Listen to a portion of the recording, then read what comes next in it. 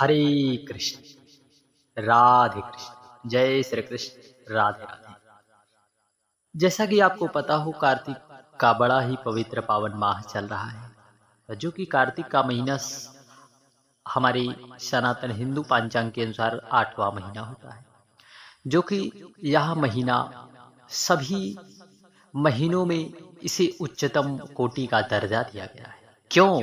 क्योंकि यह माह भगवान के समस्त स्वरूपों को बड़ा ही प्रिय है और साथ ही साथ भक्त इस माह में भगवान की बड़े ही प्रसन्न भाव से, निष्ठा भाव से आराधना भी करते हैं और इसीलिए इसका महत्व और भी कई गुना बढ़ जाता है और भक्त भी भगवान अपने जीवन में दैहिक, दैविक, भौतिक सुखों की प्राप्ति के लिए प्रभु की आराधना बड़े ही दृढ़ विश्वास के साथ करते हैं।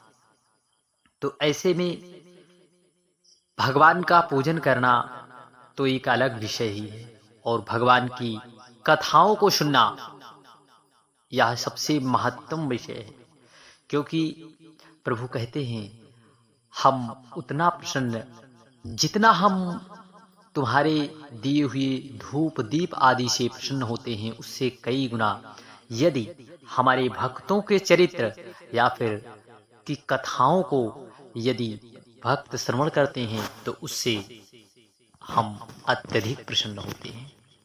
तो आइए आज की कथा में, कार्तिक मास महत्तम की कथा में, एक पतित ब्राह्मणी का उद्धार तथा दीपदान एवं आकाश दीप की क्या महिमा है, आज हम सभी लोग इस विषय पर विशेष रूप से श्रवण करने वाले हैं। तो बड़े ही प्रसन्न चित्त भाव से आज की यह कथा आप अवश्य सुने। पिछली कथाओं को आप सभी लोगों ने जिस तरह से अपना प्यार अपनी इस कथा पर लुटाया है, इसी प्रकार से सदा सर्वदा लुटाते रहिए। निश्चित है यदि आप भगवान की कथाओं को सुनने में अपना समय व्यतीत करते हैं तो निश्चितता है भगवत तत्व की प्राप्ति अवश्य। पितामह ब्रह्मा जी कहते हैं, स्त्रियों और पुरुषों ने जन्म से लेकर अब तक जितने भी पाप उन्होंने अपने जीवन में किए हैं, वह सब कार्तिक मास के महीने में दीपदान करने से ही नष्ट हो जाता है। देखिए, ऐसा महत्तम कार्तिक मास महत्तम की कथा में आप श्रवण कर रहे हैं। इस विषय में मैं तुमसे एक प्राचीन इतिहास कहता हूँ। पूर्व काल की बात है। द्रविड़ देश में एक बुद्ध नामक ब्राह्मण, उसकी स्त्री बड़ी ही दुष्टा और दुराचार पारायण थी। उसके संसर्ग दोष से पति की आयु क्षीण हो गई, अर्थात पर पुरुषों के संग उसका प्रेम रहता था, पर पुरुषों के संग वह रहा करती। इसी कारण उसके पति की आयु क्षीण हो गई और वह मृत्यु को प्राप्त हो गए। उनके पति के मर जाने पर वह विशेष रूप से व्यभिचार करने में, उसको लोक निंदा से तनिक भी लज्जा नहीं हुई। क्या कहेगा क्या नहीं कहेगा, इससे तनिक भी उसके जीवन शैली पर प्रभाव नहीं पड़ा। उसके ना तो कोई पुत्र था और ना ही कोई भाई। वह सदा सर्वदा भिक्षा के अन्न का ही भोजन करती थी। अपने हाथ से बनाए हुए शुद्ध और स्वल्प अन्न का कभी ना खाकर मांग कर लाए हुए बासी अन्न को ही खाया करती थी। दूसरों के घर रसोई बनाया करती और तीर्थ यात्रा आदि से वह दूर रहती थी। सत्कर्मों में उसका कभी भी मन नहीं लगता था। उसने कभी कथा भी नहीं श्रवण की थी और ना ही भगवान की कथाओं में गई, ना ही भगवान के तीर्थ में, ना ही भक्तों के चरित्र को कभी श्रवण किया, ना ही वह भक्तों के प्रति उसका प्रेम ही रहता था। एक दिन तीर्थ यात्रा में लगा हुआ कोई विद्वान ब्राह्मण उसके घर पर आया। उसका नाम कुत्स था। क्या नाम? कुत्स। उसको व्यभिचार में आसक्त देखकर उस ब्रह्म श्रेष्ठ कुत्स ने कहा, ओ मूढ़ नारी, तू मेरी बात को ध्यान देकर सुन। पृथ्वी आदि 5 भूतों से बने हुए हैं। पीप एवं रक्त से भरे हुए इस शरीर को जो केवल दुख का ही कारण मानते हैं, तू क्यों पोसती है? अरी, यह देह पानी के बुलबुले के समान है, कब फूट जावे इसका कोई पता नहीं। निश्चित है एक दिन इसका सर्वनाश होना तय है। इस प्रकार से कुत्स ब्राह्मण उस दुष्ट स्त्री को अपने इस वाणी के कथनों के द्वारा समझा रहे थे। इस अनित्य शरीर को यदि तू नित्य मानती है तो अपने मन में बैठे हुए इस मोह को विचार पूर्वक त्याग दे। सबसे श्रेष्ठ देवता भगवान श्री हरि विष्णु का चिंतन कर और उन्हीं की लीला कथाओं को आदर पूर्वक सुन, श्रवण कर, क्योंकि वही समस्त जगत का कल्याण करते हैं। और सुन, विशेष रूप से जब कार्तिक मास आवे अर्थात कार्तिक का महीना आवे, तब भगवान दामोदर की प्रीति के लिए स्नान, दान आदि कर, दीपदान कर। दीपदान करके भगवान विष्णु की परिक्रमा कर उन्हें प्रणाम कर। यह व्रत विधवा और सौभाग्यवती सभी स्त्रियों के करने योग्य है। यह सब पापों से शांति और समस्त उपद्रवों का नाश करने वाला है। कार्तिक मास में निश्चय ही दीपदान भगवान विष्णु की प्रसन्नता को बढ़ाने वाला है। और ऐसा कहकर कुत्स ब्राह्मण दूसरे के घर चला गया और वह ब्राह्मणी भी कुत्स की बात सुनकर पश्चाताप करती हुई इस निश्चय पर पहुंची कि मैं कार्तिक मास में अवश्य व्रत करूंगी। तत्पश्चात कार्तिक मास आने पर उसने पूरे माह भर प्रातः सूर्योदय काल में स्नान और दीपदान किया। तदंतर कुछ काल के बाद आयु समाप्त होने पर उसकी मृत्यु हो गई। वह स्वर्गलोक में गई और समयानुसार उसकी मुक्ति भी हो गई। कार्तिक के व्रत में तत्पर हो दीपदान आदि करने वाला जो इस दीपदान का इतिहास सुनता है वह मोक्ष को प्राप्त करता है। नारद, अब आकाश दीप का महात्म्य सुनो। कार्तिक मास आने पर जो प्रातः स्नान में तत्पर हो आकाश दीप का दान करता है वह सब लोगों का स्वामी होता है और सब संपत्तियों से संपन्न होकर इस लोक में सुख भोगता है और अंत में मोक्ष को प्राप्त होता है। इसलिए कार्तिक में स्नान, दान आदि कर्म करते हुए भगवान विष्णु के मंदिर के कंगूरे पर 1 मास तक अवश्य दीपदान करना चाहिए। महाराज सुनंदन ने चंद्र शर्मा ब्राह्मण के बताए अनुसार 1 माह तक विधि पूर्वक व्रत किया था।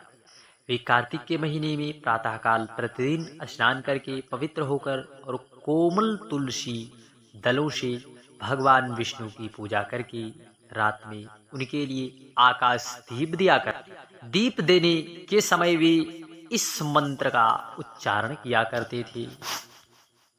आप मंत्र अवश्य सुनना।